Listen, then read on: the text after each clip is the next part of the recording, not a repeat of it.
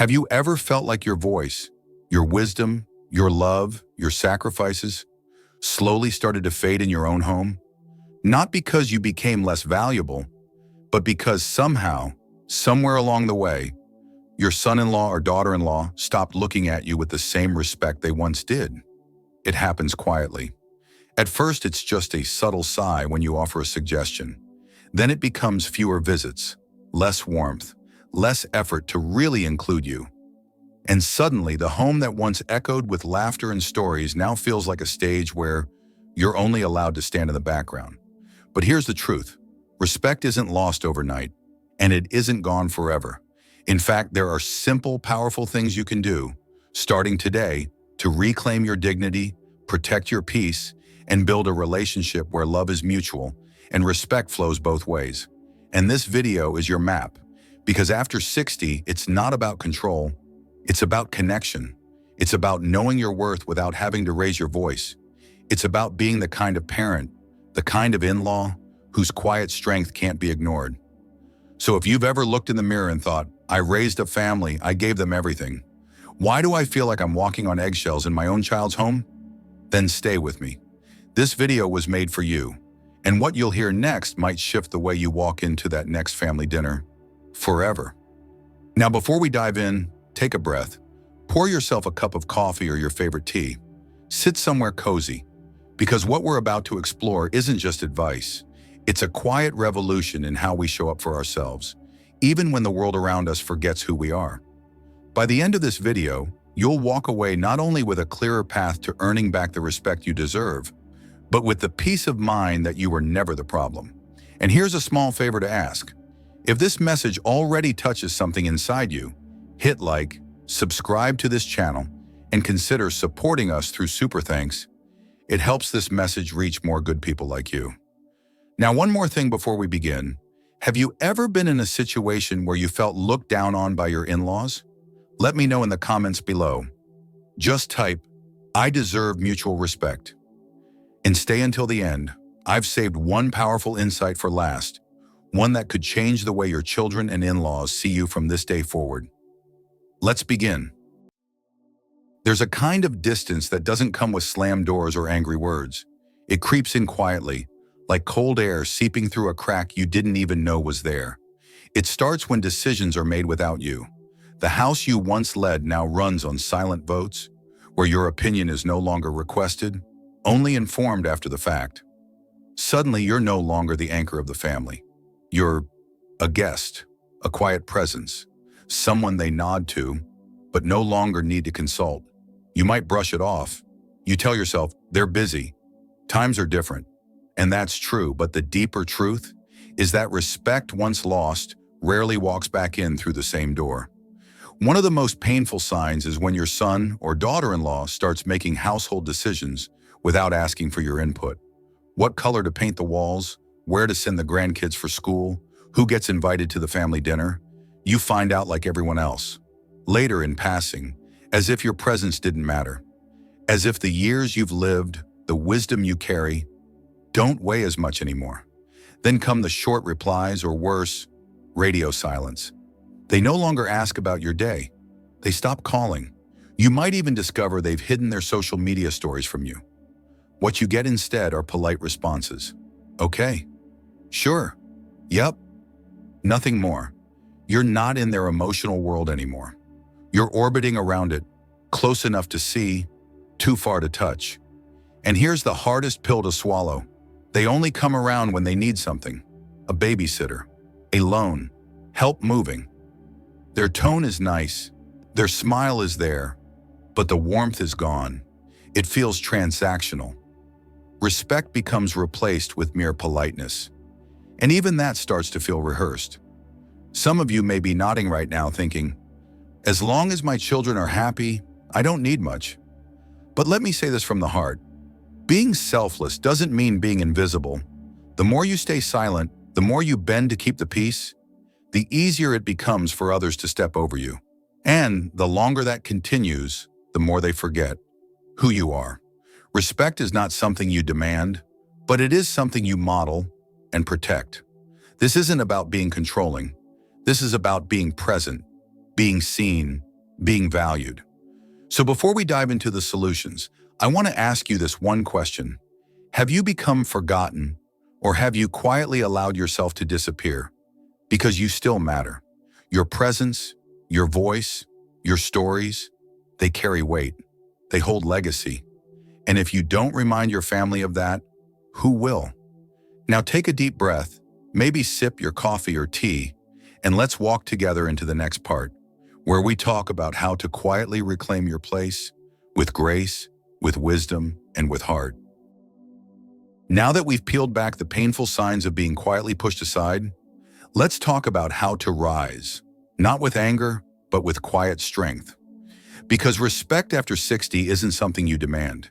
It's something you radiate, and it begins with how you carry yourself when no one seems to be watching or listening. The first way? Speak less, stand taller. There is a power in silence that only those who've lived long enough understand. You don't need to interrupt every conversation or compete with the voices that seem louder. You simply wait. Let the noise pass. And then, when the room softens, you speak, slowly, clearly, with presence. And when you do, even the ones who usually brush you off will pause. Because you're not just talking, you're delivering something that only age, wisdom, and calm authority can offer. Remember, in a world full of noise, stillness becomes power. The less you speak, the more weight your words carry. The second way, don't ask, let them offer. This may sound harsh, but it's a painful truth. The more we ask, the more we risk being seen as a burden. And yet many parents, especially mothers and fathers who've sacrificed so much, fall into the trap of over-asking, not because they're weak, but because they've forgotten what it feels like to receive freely. But true power, especially in this stage of life, comes from independence. Make your own meals, manage your own time, handle your own finances, even if it's modest. Take pride in your rhythm, your routines, your autonomy. The moment you stop chasing after their help is the moment they begin to notice you in a new light. Not as someone who waits around to be invited in, but as someone who is already living, fully and unapologetically. And here's the beauty of it. In American culture, independence is admired, even revered. When a senior carries themselves with quiet confidence, they're not ignored. They're respected. They become the elders who are listened to, not pitied. The ones who receive attention, not out of guilt, but out of genuine admiration. And here's a golden rule that too many forget until it's too late. Praise in public, teach in private. In the dance of family life, timing is everything. You might have the best intention, the kindest heart, but if your words land at the wrong time, in the wrong place, they can scar instead of heal. Let's be real. No daughter-in-law wants to be corrected at the dinner table in front of her children or husband. No son-in-law feels respected when his every move is dissected in front of others. And yet many elders do this not out of cruelty, but out of habit, out of that old belief that wisdom must be handed down immediately, like a hot dish from the stove. But in today's world, wisdom isn't rejected. It's just expected to arrive gently, not forcefully. When you hold your tongue in the moment, when you let the tension pass and choose a quieter time, maybe a calm walk or a simple moment over tea, your advice no longer feels like criticism. It feels like a gift. Because respect isn't earned by controlling the room, it's earned by reading it. And those who master this skill, who know when to pause, when to smile, when to speak, are the ones whose voices are welcomed, not tolerated. So next time you're tempted to correct something in the middle of a family moment, ask yourself, do I want to be right, or do I want to be respected? Because often the ones who are most respected are not those who say the most, but those who know when to say it best. One of the most powerful things you can do after 60 isn't to give more advice or to help more with your children's lives. It's to build your own. Yes, build your own life. Because nothing earns quiet respect more than a parent who still dreams, still grows, still lives like their heart is young. When you have your own routine, your own joys, be it a morning walk with a friend, a painting class you look forward to, a weekend getaway with people who make you laugh, you shift something deeply in your children-in-law's eyes. You're no longer just the elder who needs care. You become someone with a spirit that inspires. They stop seeing you as a burden and start admiring you as a person. When you glow with joy, with independence, you give off an unspoken message. I'm not here to be pitied, I'm here to live. And that, my friend, is when the respect flows in naturally. So don't wait. Join that club. Take that trip. Learn that new thing you've always put off. Because when you thrive, you don't just earn respect, you awaken admiration. Sometimes the most loving thing you can say is no. Not out of anger, not out of pride, but out of self-respect. You see, when you're always available, always giving, always adjusting, you slowly lose your shape in the eyes of others, especially to your son or daughter-in-law. They stop seeing you as someone with wisdom and start seeing you as someone to manage. That's why, after 60, setting boundaries isn't harsh. It's healthy. Saying I'm not comfortable with that, or that's something I'd like to think about, doesn't make you cold. It makes you clear. And clarity is powerful. It tells the people around you, I value you, but I also value myself. When you draw lines with grace, when you protect your peace without shouting or blaming, you're not pushing people away. You're teaching them how to treat you. And guess what? People respect what doesn't bend too easily. So next time you feel guilty about saying no, remember this. Kindness without boundaries isn't love. It's self-erasure. And you, dear soul, deserve to be seen, not stepped over. Let's take a quiet breath together.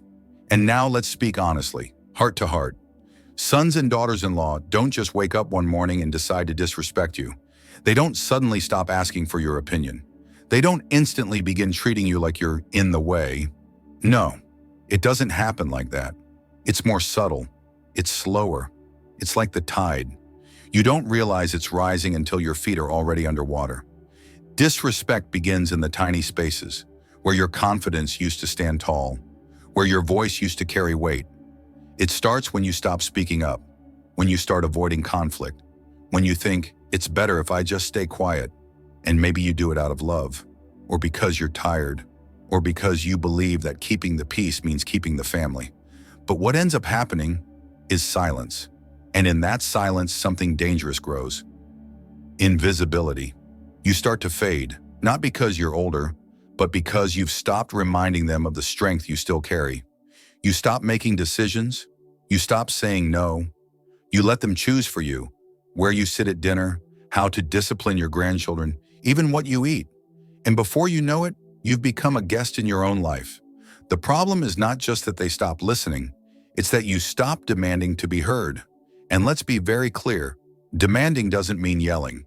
It means living with such dignity, such grounded peace, that your presence speaks louder than any words. You see, the younger generation doesn't always understand what it took for you to get here. They didn't witness the sacrifices, the sleepless nights, the jobs you took without complaining, the money you stretched to make ends meet, the dreams you gave up so they could chase theirs. But if you never speak it, how would they know? If you pretend that your needs don't matter, how would they learn to care? Disrespect often begins when others no longer see you as needed, as useful, as relevant. And that's the real danger, not aging, but becoming invisible. Not because you lack value, but because you've stopped shining your value out into the room. So how do we stop this slow fade? How do we turn the tide before we disappear completely? It begins with reclaiming presence, with standing taller, not necessarily louder, with reminding yourself and them that wisdom still lives in your bones, that your silence is a choice, not a weakness, that your kindness has limits and your time has value. They must see you as someone who's still fully alive, not just quietly surviving. Someone who creates, contributes, and inspires, even in small ways. Because people don't respect what they pity. They respect what they aspire to become. Let them see a version of aging that is strong, calm, independent, and full of quiet power. Because at the end of the day, elders aren't forgotten because they're old. They're forgotten because they're no longer seen as someone to lean on. And that, dear listener, is something you can change. Not by demanding love, but by reminding the room, every time you walk in, that you are not done yet. So how do you reclaim respect? Without raising your voice, without begging, without ever having to say, you should treat me better? It starts with the most underrated superpower of aging, presence. Not just showing up, but showing up with intention. The next time you're in the same room with your son-in-law or daughter-in-law, don't try to prove anything. Just be. Make eye contact. Listen with your whole face. And when you speak, let it be one sentence. Not a speech, but a truth so sharp it echoes in their mind for days. That's what I call quiet power. The kind of presence that doesn't interrupt, but cannot be ignored. Now here's something simple, but magical. Write a letter. A real handwritten letter. Not an email, not a text. Don't use it to blame or guilt trip. Use it to remind. Remind them of the storms you've walked through, the sacrifices you made, the stories they've forgotten. When your spouse was 7 and got sick at 2 a.m., I held their hand through the night. Let your words carry your heart. Soft, steady, undeniable.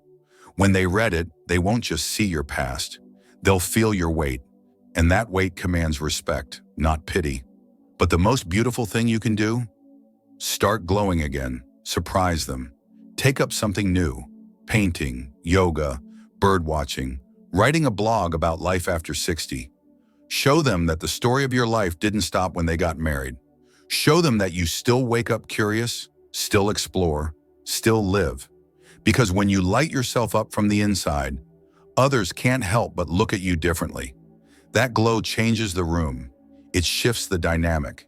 It reminds everyone, including you, that aging doesn't mean fading. It means refining. You don't have to fight for your place in the family.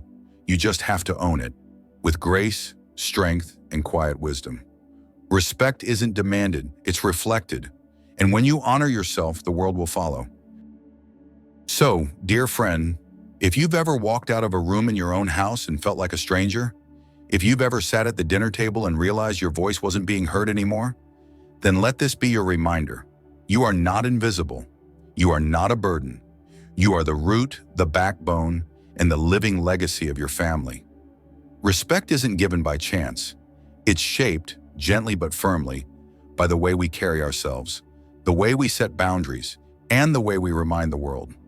We are still here, still wise, still worthy. You don't need to fight to be seen. You just need to live in a way that cannot be ignored. And maybe the most powerful thing you can do right now is ask yourself, when was the last time I truly honored my own life? Because when you begin to honor you, others will follow.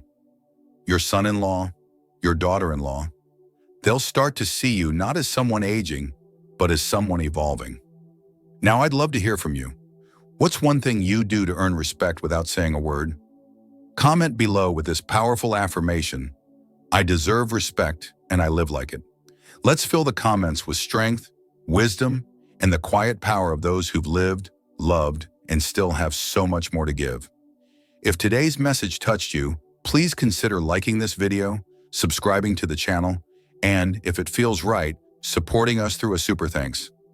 Every small gesture helps us continue sharing these heartfelt stories with the people who need them most. In the next video, we'll dive into something deeply personal: how to emotionally protect yourself when your grown children start pulling away. Trust me, you won't want to miss it. What other topics would you like us to explore? Leave your suggestions below, and let's create content that truly serves your heart. Until next time, remember this: you are worthy of love, you are worthy of peace, and you are absolutely worthy of a life filled with dignity and joy. Thank you for watching, and I'll see you in the next chapter.